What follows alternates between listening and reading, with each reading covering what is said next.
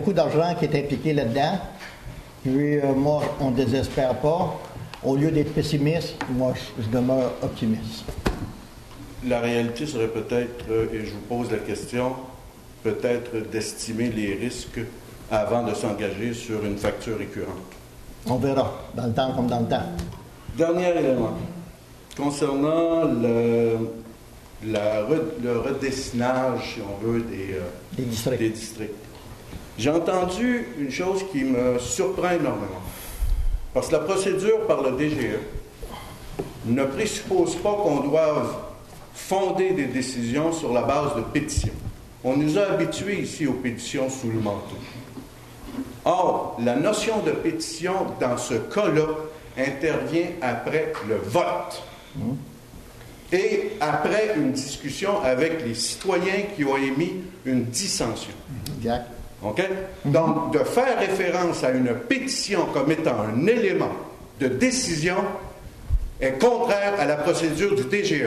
Je reconnais que le Conseil est souverain, mais il doit suivre les règles que lui donne la loi.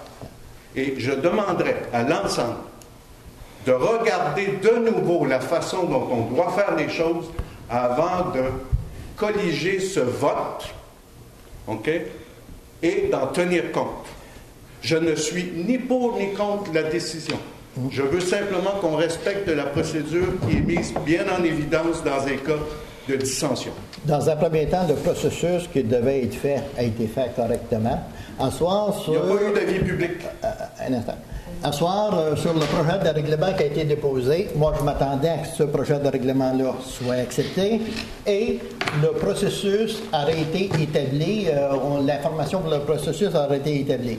S'il y a eu actuellement aussi des pétitions ou pas, on n'en aurait pas tenu compte dans notre prise de décision, sauf après, si ça aurait été déposé, après que les avis auraient été donnés. Mais comme on n'a pas à demander d'avis puisque le projet a été tué dans l'œuf, j'ai jamais tenu compte des pétitions et j'en aurais peut-être tenu compte par la suite. Oui, si je peux intervenir, M. le maire. Oui, les pétitions, on était au courant, comme tout le monde, qu'il y avait une pétition qui...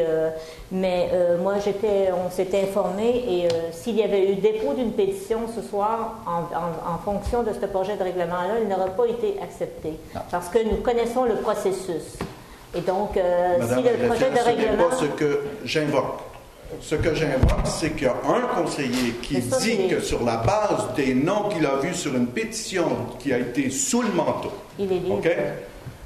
Le respect qu'il devait à ces gens-là, mais on ne connaît pas l'intitulé de la pétition parce qu'elle est toujours sous le manteau. Mais moi, ce que je voulais... Ce vote-là compte pour annuler la résolution.